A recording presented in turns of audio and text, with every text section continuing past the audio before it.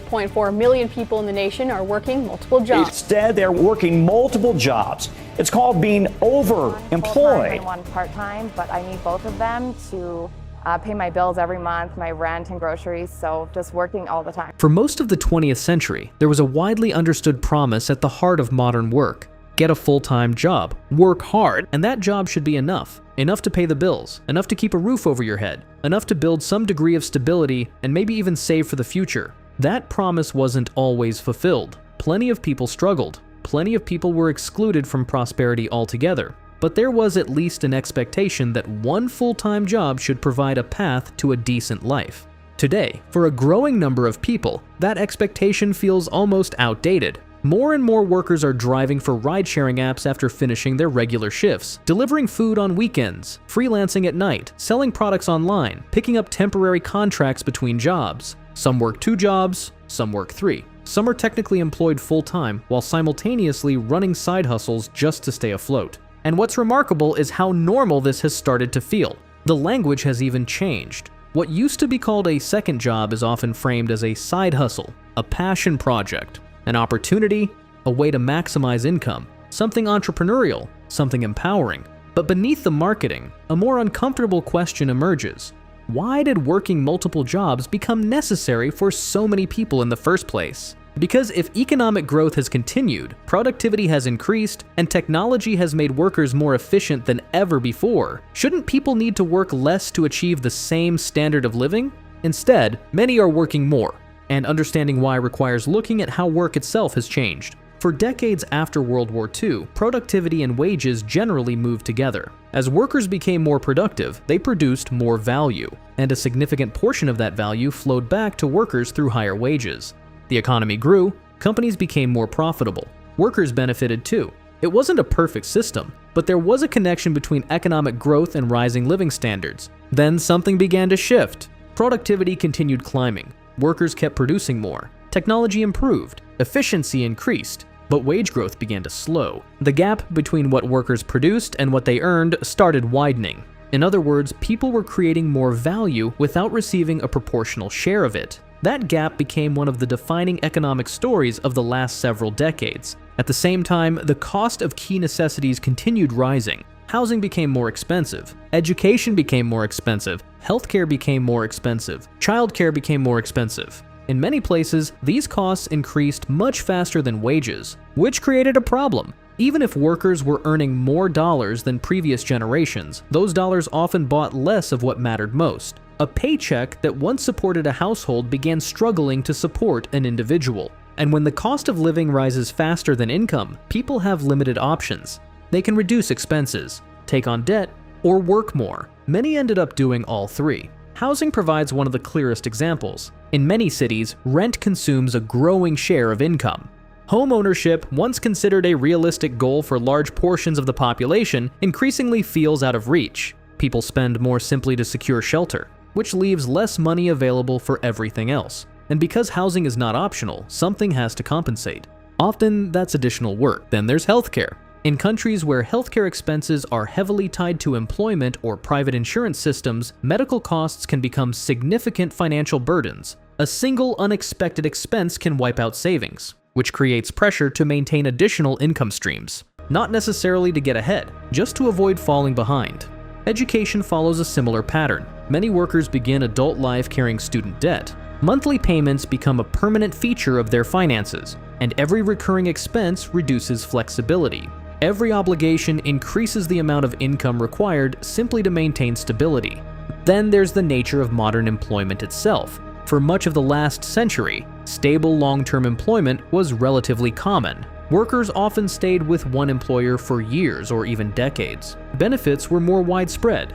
Pensions existed. Job security, while never guaranteed, was generally stronger. Today, many workers face a different reality. Temporary contracts, gig work, part-time schedules, frequent job changes, uncertain hours. The labor market has become more flexible, but flexibility often means risk shifts from employers to workers. Companies can adapt more easily. Workers absorb more uncertainty. And when income becomes less predictable, multiple income streams start looking less like ambition and more like insurance. That's part of the reason the gig economy expanded so rapidly. Companies presented it as freedom. Work when you want, be your own boss, create your own schedule. And for some people, those benefits are real. But the popularity of gig work also reflects economic pressure. Many workers weren't looking for entrepreneurial opportunities. They were looking for additional income. The platform wasn't replacing their primary job. It was supplementing it, because the primary job wasn't enough. Then there is the cultural shift that followed. As economic pressures increased, society gradually adjusted its expectations. Working extra hours became normal. Having a side hustle became admirable. Constant productivity became a virtue. People began talking about monetizing hobbies, monetizing skills, monetizing spare time. Every free moment became a potential income opportunity. And while earning extra money isn't inherently bad, the normalization of constant work changes how people think about life itself. Time that once belonged to leisure, family, community, or rest increasingly becomes economic time.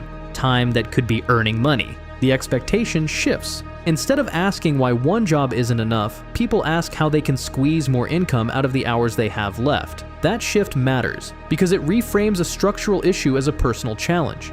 If you're struggling financially, the solution becomes working more. Not questioning why the original job doesn't provide enough. Not questioning housing costs or healthcare costs or wage stagnation, just finding another source of income.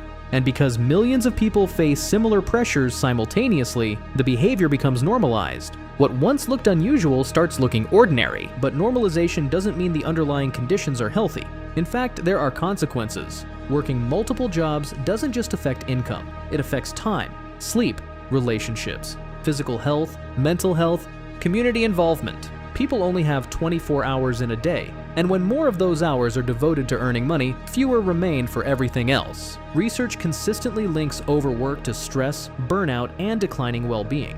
Yet many workers don't feel they have a choice, because the alternative is financial instability. Then there's the broader economic paradox. Technology was supposed to make work easier. Automation was supposed to increase productivity. Digital tools were supposed to save time. And in many ways, they have. Workers today can accomplish tasks that would have taken far longer in previous generations. Yet many feel busier than ever, because increased productivity doesn't automatically translate into reduced working hours. It depends on how the gains are distributed. If productivity gains primarily increase profits rather than reducing labor demands or raising wages, workers may not experience the benefits directly. The economy becomes more efficient, but individuals don't necessarily gain more freedom. And that brings us back to the central issue. Working two jobs didn't become normal because people suddenly became more ambitious, or because everyone discovered a hidden entrepreneurial spirit. It became normal because the economic relationship between work and security changed. The amount of labor required to achieve stability increased for many households. The margin for error shrank. Unexpected expenses became harder to absorb, and additional income became increasingly necessary. Of course, experiences vary. Some people genuinely enjoy side businesses. Some use additional jobs to accelerate financial goals. Some are building companies, investing, or pursuing opportunities they find meaningful.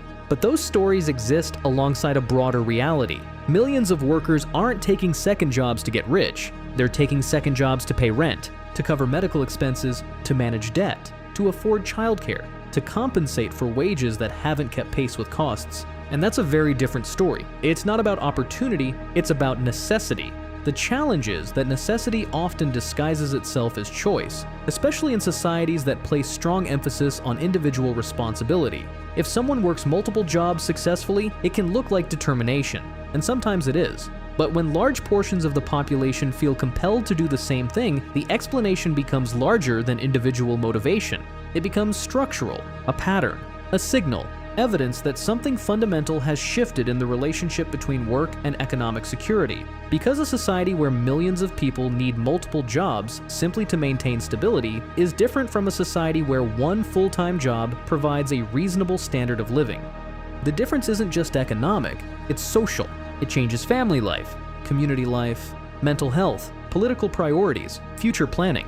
People delay major life decisions. They postpone having children, delay buying homes, delay retirement savings, delay almost everything, not because they lack ambition, but because stability keeps moving further away. And perhaps that's why working two jobs feels so normal today.